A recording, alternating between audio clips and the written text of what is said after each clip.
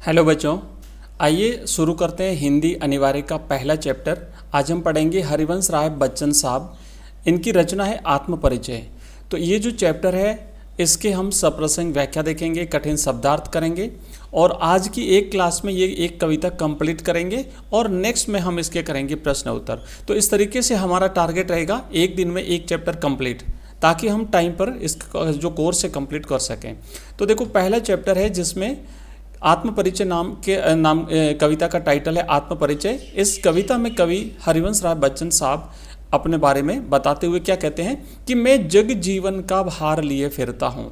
अब जग जीवन से तात्पर्य है बच्चों कि जीवन में हमारे जो कर्तव्य हैं, भार का मतलब होता है उत्तरदायित्व। तो जीवन में हमारे जो उत्तरदायित्व हैं, हमारी जो जिम्मेदारियां हैं, मैं उनको निभाता हूं। भार लिए फिरने का मतलब ऐसा नहीं कि मैं जीवन को बोझ समझता हूं, नहीं, मैं जीवन की जिम्मेदारियों को निभाते हुए ये जीवन व्यतीत कर रहा हूं। आगे कवि क्या कहते हैं, फिर भी जीवन में प्यार लिए फिरता हूं। तो जीवन में अपनी जिम्मेदारियों, अपने उत्तरदायित्वों को निभाते हुए मैं सभी लोगों से प्यार करता हूं, मैं सभी में स्नेह का संचार करता हूं। बच्चों, यहां से एक प्रश्न बनेगा, यहाँ से कई सारे प्रश्न बनेंगे। तो जहाँ जहाँ से प्रश्न बनने की संभावना है वो सारी कंडीशन मैं आपको बताऊंगा। अगर आपने ढंग से तैयारी कर ली ना बच्चों, तो 100 में से 100 नंबर होंगे आपके। ध्यान रखना, जो आज मैं कह रहा हूँ वो बिल्कुल 100% सच है। हमारे कई स्टूडेंट्स जब मुझे परीक्षा के बाद रिजल्ट आता है तो कॉल करते हैं कि सर बिल्कुल आपने कहा था कि 100 में से 100 नंबर लाने हैं और मेरे 100 नंबर आए हैं, तो मुझे बड़ी खुशी होती है। बच्चों, आप 100 में से 100 नंबर ला सकते हैं, क्योंकि जहाँ जहाँ से प्रश्न बनने की संभावना है वो सारी कंडीशन मैं बताऊँगा आपको। तो यहाँ पे कवि क्या कहते हैं कि फिर भी मैं जीवन में प्यार लिए फिरता हूं। तो प्रश्न ये बनता है कि कवि संसार को क्या संदेश देना चाहता है। तो कवि संसार को प्यार का संदेश, मस्ती का संदेश देना चाहता है। आगे बढ़ते हैं बच्चों, क्या लिखा है कि कर दिया किसी ने झंकृत जिनको छूकर मैं सांसों के 2 तार लिए फिरता हूं। यानी मेरा जीवन अगर मुझे किसी ने स्नेह से मेरे इन सांसों रूपी तारों को, यहाँ पे देखो तार का ना, सांसों के तार। अब छोटे छोटे प्रश्न यहाँ से बनेंगे, ऑब्जेक्टिव टाइप के क्वेश्चंस बनेंगे कि सांसों के 2 तार से क्या तात्पर्य है। तो एक श्वास को लेना और दूसरा श्वास को निकालना है। तो ये सांसों के 2 तार हो गया। अगर कवि को कोई प्रेम से जो है जब कवि के साथ पेश आता है तो कवि जो है उसे कहता है कि मेरे इन सांसों रूपी तारों को किसी ने झंकृत कर दिया। आगे कवि कहता है कि मैं स्नेह सुरा का पान किया करता हूं। स्नेह सुरा का मतलब ऐसे मदिरा होता है, और स्नेह रूपी सुरा का मतलब होता है मैं प्रेम का पान किया करता हूं, मैं स्नेह का पान किया करता हूं, मैं कभी न जग का ध्यान किया करता हूं। अब जगत मेरे बारे में क्या सोचता है, संसार मेरे बारे में क्या बातें करता है, लोग मेरे बारे में क्या कहते हैं, मैं उन किसी भी चीज़ का ध्यान नहीं करता हूं। जग पूछ रहा उनको जो जग की गाते। अच्छा, क्यों ध्यान नहीं कर रहा हूं, क्योंकि ये जगत झूठा है। कवि हरिवंश राय बच्चन साहब क्या कहते हैं, ये जगत झूठा है कि जो इस जगत की प्रशंसा करेगा जग उसी को पूछेगा। आप अगर लोगों की चापलूसी करोगे तभी लोग आपका मान सम्मान करेंगे। इसलिए कवि कहता है मैं अपने मन का गान किया करता हूं, मैं लोगों की प्रशंसा नहीं करता, मैं अपने हृदय में जो भाव आते हैं, मेरे मन में जो भाव आते हैं, मैं उन्हीं को व्यक्त करता हूं, मैं उनको अभिव्यक्त करता हूं, और उन्हीं भावों को मैं कविता के रूप में मैं यहाँ पे जो है वो लिखता हूं। तो ध्यान रखना, कवि यहाँ पर जगत को क्या कहता है भाई, जगत को झूठा बताता है कवि जगत को। इसलिए कवि आगे अगली पंक्ति में कहेगा कि मैं बार बार वो नए एक संसार की रचना करता है, जगत का निर्माण करता है, फिर उसको मिटाता है। तो देखो, अब यहाँ पे हम इसके कुछ कठिन शब्दार्थ देख लेते हैं बच्चों कि स्वप्नों का संसार लिए फिरता हूँ। कवि कहता है मैं स्वप्नों का संसार लिए फिरता हूं।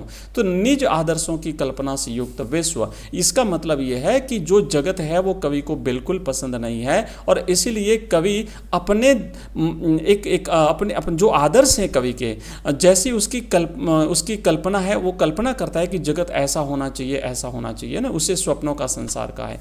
जग जीवन का भार से तात्पर्य बच्चों सांसारिक उत्तरदायित्व, सांसारिक जिम्मेदारियां। झंकृत होना का मतलब होता है संगीत के सुर निकालना, है ना। कर दिया किसी ने झंकृत, तो मतलब कि कवि कहता है कि मेरे इन सांसों रूपी तारों को अगर कोई झंकृत कर देता है, प्रेम के साथ पेश आता है। तो झंकृत होने का मतलब होता है प्रेरित करना, लक्ष्य युक्त उत्साहित करना। तार का मतलब होता है तारों का बाजा, मतलब यहाँ पे सांसों के 2 तार से मतलब है हमारा जीवन। स्नेह सुरा का मतलब होता है प्रेम की शराब, प्रेम रूपी शराब। जैसे व्यक्ति शराब पीता है, जैसे व्यक्ति सुरा का पान करता है, मदिरा का पान करता है तो मदमस्त हो जाता है, उसी तरीके से प्रेम में कवि जो है वो शराबोर हो जाता है। पान करने का मतलब होता है पीना, और जग का ध्यान से तात्पर्य है संसार स्वीकृत आचरण, संसार के बारे में सोचना।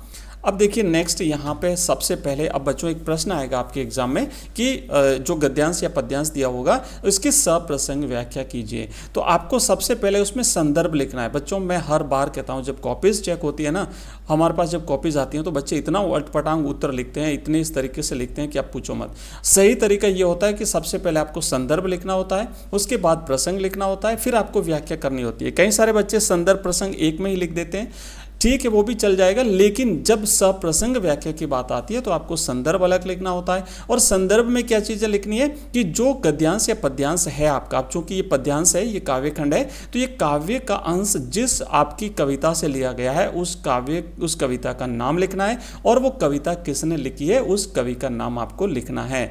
तो यहाँ पे हम लिखेंगे कि प्रस्तुत काव्यांश हमारी पाठ्य पुस्तक आरोह में संकलित कवि हरिवंश राय बच्चन की रचना आत्म परिचय से लिया गया है।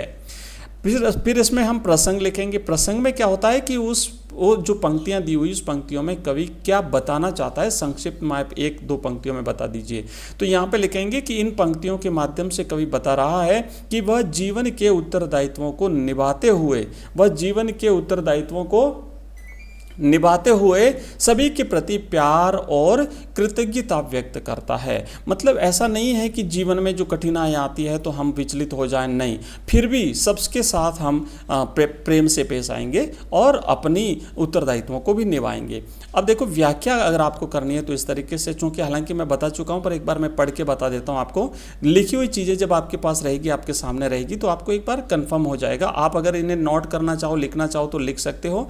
वैसे हमारा टेलीग्राम चैनल है, हमारा व्हाट्सएप ग्रुप बने हुए हैं बच्चों, जिसका लिंक इस वीडियो के डिस्क्रिप्शन में दिया हुआ है। तो वहाँ पे हम पीडीएफ भी शेयर करते हैं। वहाँ पे हमारी जो क्लासेस होती हैं उसको हम जब हमारी लाइव क्लासेस आएगी तो उसका भी हम नोटिफिकेशन शेयर करेंगे। तो आप लोग हमारे टेलीग्राम चैनल को ज्वाइन कर सकते हो, आप हमारे व्हाट्सएप ग्रुप को ज्वाइन कर सकते हो। आगे देखो बच्चों क्या कहता है कि कवि हरिवंश राय बच्चन कहते हैं कि मैं जीवन के प्रति अपने अनेक सांसारिक उत्तरदायित्वों को निभाता हूँ।